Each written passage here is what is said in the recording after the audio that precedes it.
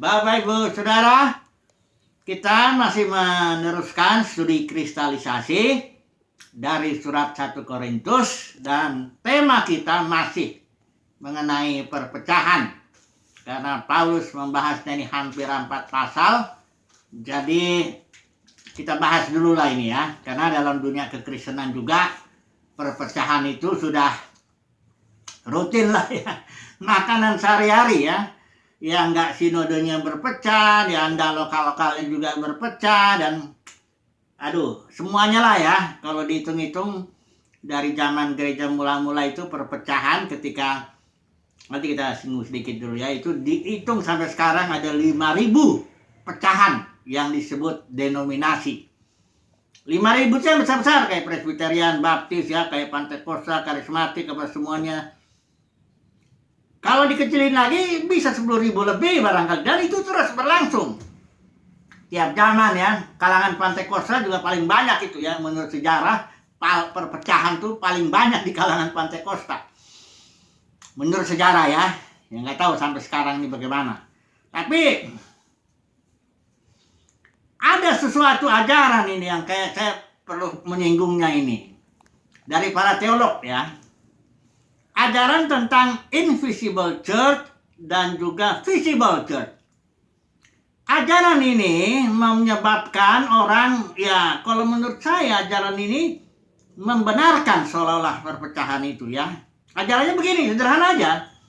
Kalau visible church itu artinya yang kelihatan itu. Denominasi-denominasi yang kelihatan itu. Yang ada merek-mereknya itu. Ya. Mereka menyebutnya gereja ini, gereja itu, gereja ini, aliran atau bahasa aliran ada, Lutheran, Calvinis, macam-macam ya. Itu dibilang gereja visible church, gereja yang kelihatan dengan mata.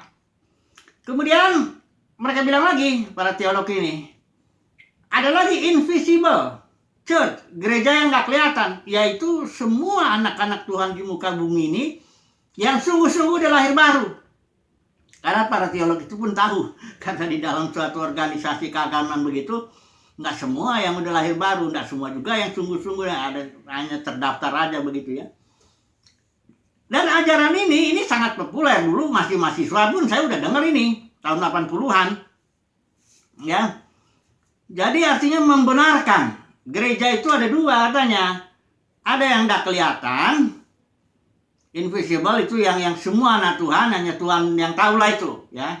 Kemudian ada yang kelihatan itu pun gereja juga katanya, bukan perpecahan.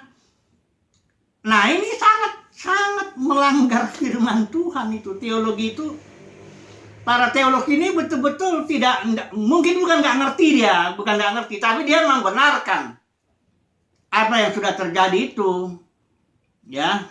Saya mau bicara terus terang aja ya.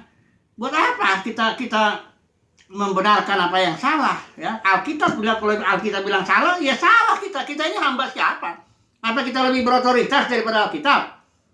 Enggak dong. Kita harus ditunduk kepada otoritas kitab suci. Kita hanya harus berbicara sesuai yang kitab suci katakan.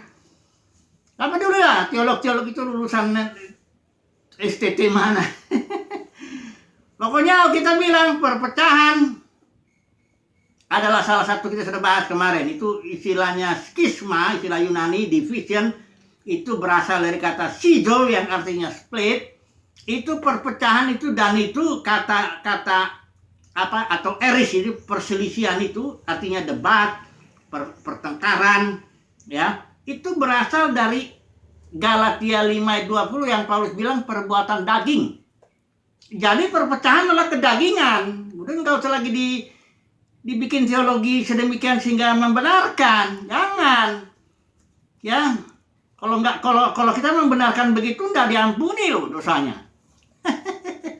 Karena mengaku dosa dulu. Ini penting, mengaku dulu. Ini perpecahan Tuhan. Kami bersalah, aku pun salah. Nanti saya juga mau cerita pengalaman saya sedikit ya. Kemarin kita sudah bahas perpecahan dari sudut jemaat. Karena ada dua sudut ini yang bertanggung jawab ini terhadap perpecahan. Dari sisi jemaat, dari sisi para pelayannya, ya.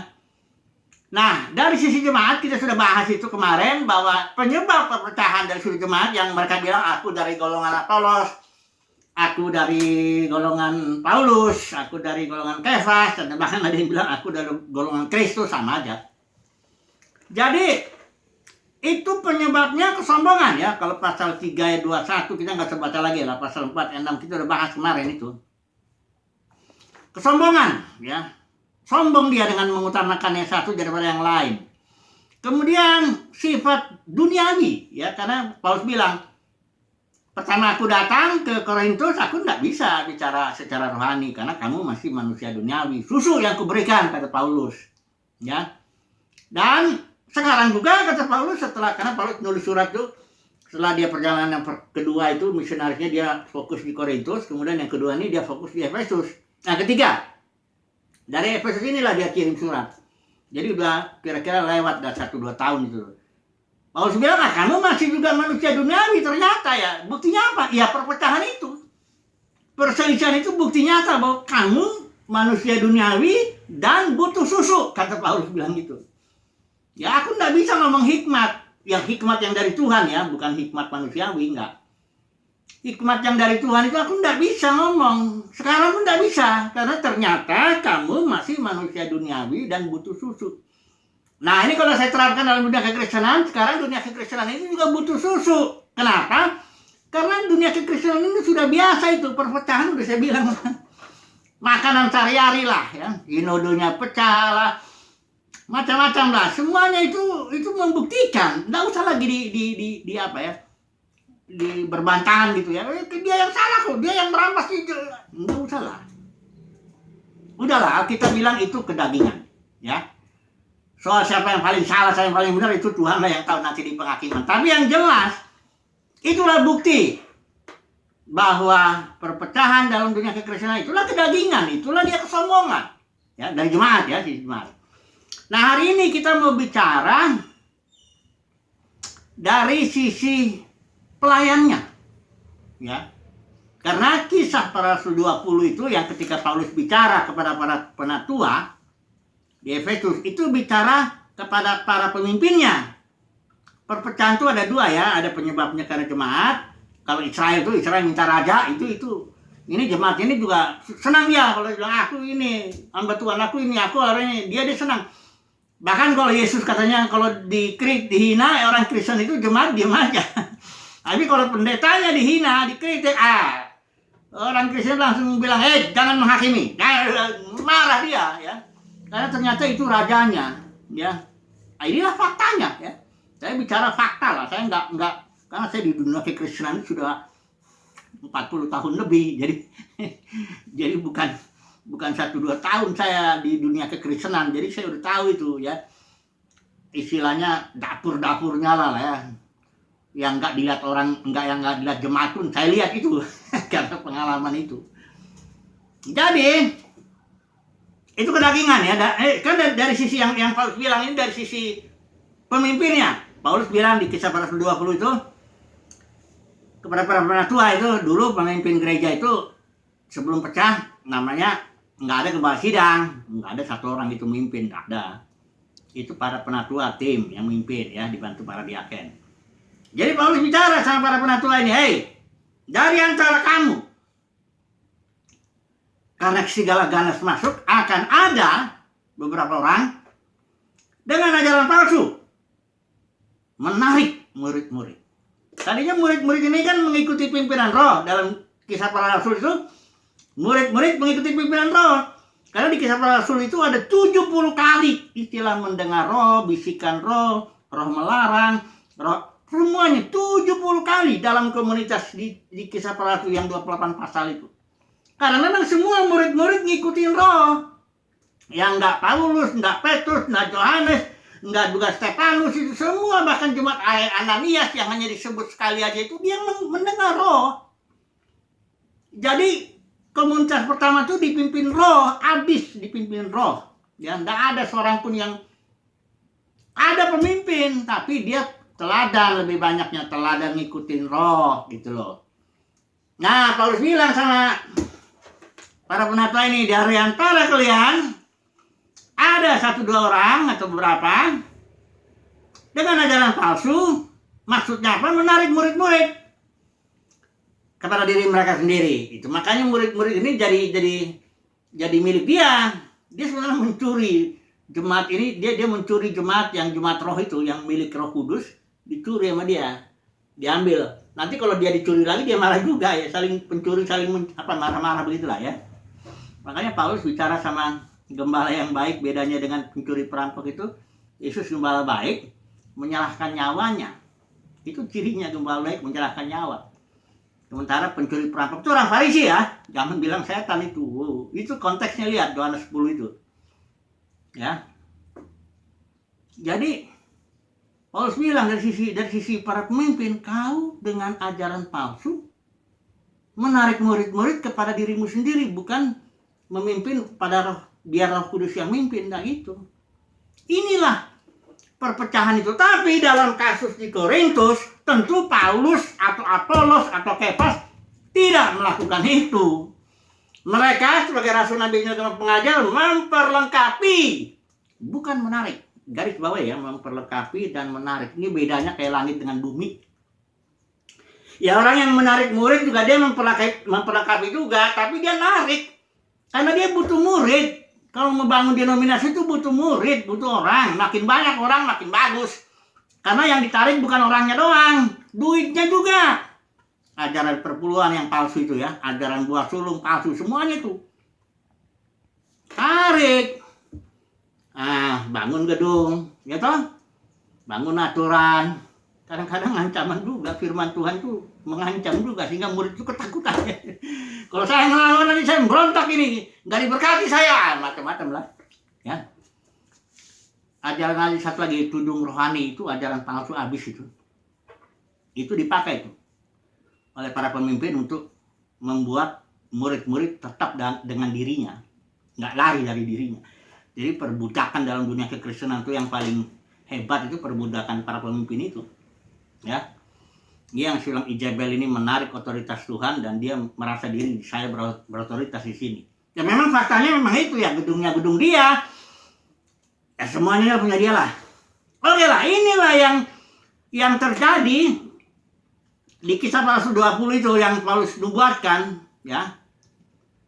Akan terjadi begitu, tapi dalam kasus Korintus ini yang mau kita bahas. Paulus, Apolos, Kefas tidak menarik murid-murid kepada diri mereka sendiri, tapi mereka memperlengkapi. Nanti kita lihat deh. Paulus ini bedanya dengan gembala sidang ini, coba deh. Nanti kalau lihat itu. Jadi dia bilang gini, sebab menurut pendapatku Allah memberikan kepada kami, para rasul, tempat yang paling rendah. Dibilang bahkan ini kami bodoh karena Kristus, sampai saat ini kami telanjang, lapar, pukul hidup, dan sebagainya. Kalau kami dimaki, kami memberkati. Coba saudara lihat bedanya dengan, inilah manusia hamba Tuhan yang memperlengkapi. Kayak gini tadi. Ya. Tapi kalau hamba Tuhan yang menarik murid, wah bisa kaya. Sangat kaya. Dan itu gaya hidup pastor ya, pendeta. Ternyata ada yang sepatunya, tasnya, tas istrinya juga apa. Ngeri, ada yang punya pesawat jet sendiri. Enggak mirip dengan di sini, Paulus di sini.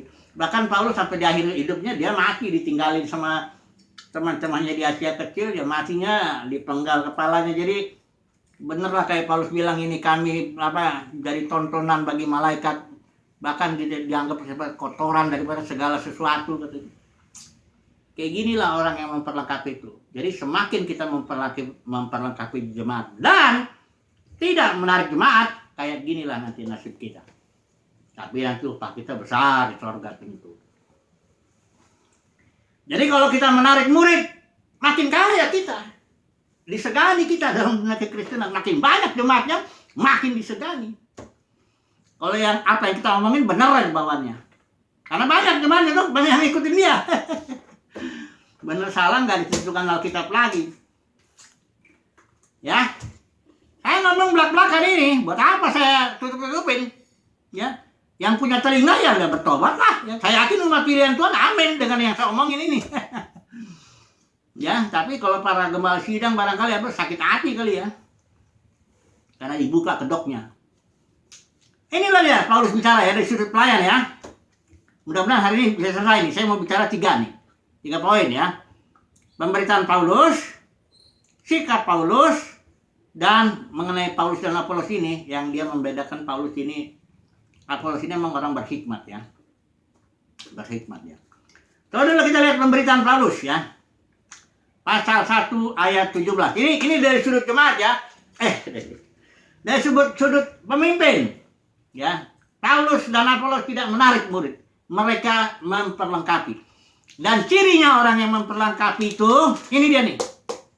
Lebih dekat kita seperti pasal 4 ayat 9 sampai 13, lebih mirip kita memperlengkapi ya. Beda ya, kalau menarik lumayan lah hidup itu.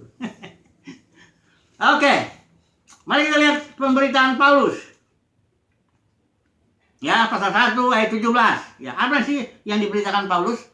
Dia memperlengkapi ya, bukan menarik ya. Nanti saya bedain lagi pemberitaan orang yang menarik murid itu dengan pemberitaan orang yang memperlengkapi, mengorbankan hidupnya. Ke Yesus itu menyerahkan nyawanya. Itu cirinya gembala baik. Kalau gembala itu nggak kenal jemaatnya pun nggak kenal. Ya bagaimana kenal? Udah 1000, udah 100, udah barangkali. Nggak mungkin lah. Udahlah, jangan bicara dulu. Jadi pasal 1 ayat 7 ini pemberitaannya bagi orang yang memperlengkapi. Saya baca ya. Sebab Kristus mengutus aku bukan untuk membaptis, tetapi untuk memberitakan Injil. Dan itu pun bukan dengan hikmat perkataan, supaya salib Kristus jangan menjadi sia-sia. Jadi intinya yang diberitakan Paulus itu adalah salib. Paulus bilang ayat 8, sebab pemberitaan tentang salib memang kebodohan bagi mereka yang akan binasa. Tapi bagi kita yang diselamatkan, pemberitaan itu kekuatan Elohim, the power of God. Salib itu yang memang menyelesaikan persoalan. Apa sih salib itu intinya? Salib itu artinya, di salib itu bukan hanya Yesus yang mati sebenarnya. Ya secara sejarah ya, tapi firman Tuhan bilang di salib itu dunia pun disalibkan, manusia lama kita pun turut disalibkan, ciptaan lama disalibkan. Di dalam salib ini seluruh alam kejatuhan diselesaikan. Itu sebagai Adam akhir itu disalibkan ya. Selesai. Kemudian kita bangkit, naik ke surga, kita bangkit, Yesus memberikan hidup baru. Itu dia roh Yohanes itu. Ketika bangkit di Injil Yohanes, Yesus meniup roh kepada murid-muridnya. Di situ lahir baru murid-muridnya. Kemudian Yesus naik ke surga, duduk sebelah kanan Bapa. Itulah pencurahan Roh Kudus. Jadi fokus daripada pemberitaan Paulus itu yang ini. Kalau orang yang menarik murid, nah ketahuan lah. Biasanya yang enak-enak kadang-kadang telinga tuh. Di mana engkau menarik murid? Kalau telinga murid-murid, kebanyakan telinga murid itu, telinga jemaat itu ingin yang enak-enak lah. Ya udah capek kerja dari Senin sampai Sabtu. Hari Minggu janganlah bikin lagi suruh pikul salib lah, suruh menderita ikut Yesus lah. Jangan. Yang enak-enak aja lah berikan sama kami ya. Kata-kata yang memotivasi ya. Yang menarik lah, yang enak lah. Namanya juga menarik. Ya. Kalau menarik tentu nggak boleh beritakan firman Tuhan apa adanya, nanti sakit hati. Karena Yesus itu nggak berusaha nyenengin orang masalahnya. Ya, kalau kita bicara itu ya. Inilah diberitakan Paulus ini. Udah gitu yang diberitakan Paulus yang kedua, kuasa Elohim. Pasal 2 ayat 4 ayat 5. Dia nggak bicara doktrin-doktrin yang kering, teori-teori yang kering. Nah, dia bicara the power of God. Ya, dia sendiri seorang yang diremukkan, yang hancur, yang mengalirkan life kepada orang lain. Ya, ini dia Paulus yang diberitakan pasal 2 ayat 4 sampai 5 ini. Ini kayak saya bacain ya. Baik perkataanku maupun pemberitaanku tidak kusampaikan dengan kata-kata hikmat yang meyakinkan, tetapi dengan keyakinan akan kekuatan roh, supaya iman kamu jangan bergantung pada hikmat manusia, tapi pada kekuatan Elohim. Ada loh, kalau hanya diberitakan hanya teori-teori, ya itu ada gunanya juga. Tapi kalau orang hanya itu, nanti iman jemaat bertumbuh kepada teori-teori itu, doktrin itu, teologi-teologi itu. Tidak bertumpu kepada life, hayat, Kristus, power. Enggak. Dua-duanya perlu. Ya, kita bilang kamu sesat karena kamu tidak mengetahui kitab suci maupun kuasa Elohim. Ini Tuhan Yesus pernah ngomong sama orang Farisi. Jadi bukan, saya nggak bilang bahwa nggak perlu kitab suci, nggak usah tahu lah, bukan gitu. Tapi ini dulu nih, iman kita harus bertumpu kepada kekuatan Elohim. Ini yang Paulus beritakan ini. Juga dia beritakan hikmat juga. Tapi hikmat bagi orang yang matang. Kalau orang Korintus belum bisa menerima hikmat. Karena hikmat itu diberitakan itu bagi orang-orang yang udah cukup. Jangan lagi kayak apalah, suka perpetahan ya, suka apa. Dia butuh susu kalau itu ya. Jadi diberi hikmat ya, pasal 26 ini. Sesungguh demikian kami memberitakan hikmat Paulus ini. Di kalangan mereka yang telah matang. Yaitu hikmat yang bukan dari dunia. Hikmatnya apa sih? Pokoknya yang tidak pernah dilihat oleh mata, ayat 9 ya. Inilah hikmat Elohim. Yang tidak pernah dilihat oleh mata jasmani. Yang tidak pernah didengar oleh telinga jasmani. Yang tidak pernah timbul dalam hati manusia. Itu dialah yang disediakan, dan itulah hikmat itu. Jadi orang-orang yang duniawi yang masih memandang rupa ya istilahnya. Kalau menilai orang itu masih rupa yang dinilai. Kalau menilai hamba Tuhan berhasil atau tidak masih rupa yang dinilai. Tidak bisa. Tidak bisa itu. Dalam dunia kekristenan rupa kok. Ya. Udah pasti lah itu. Karena ajarannya udah Jezebel, Bileam, Nikolaus. Udah pasti itu. Ya.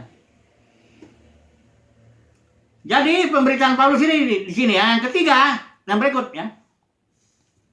Paulus memberitakan firman yang merupakan dasar di Korintus ya, konteksnya ya, pasal 3 ayat 10 ya. Di sini dikatakan begini. Sesuai dengan kasih karunia Allah yang dianugerahkan kepadaku, aku sebagai seorang ahli bangunan yang cakap telah meletakkan dasar.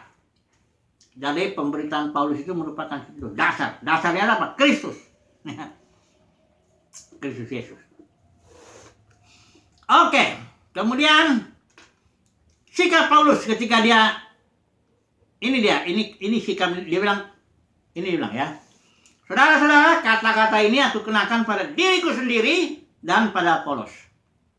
Ya, ini sikap Paulus ketika terjadi perpecahan.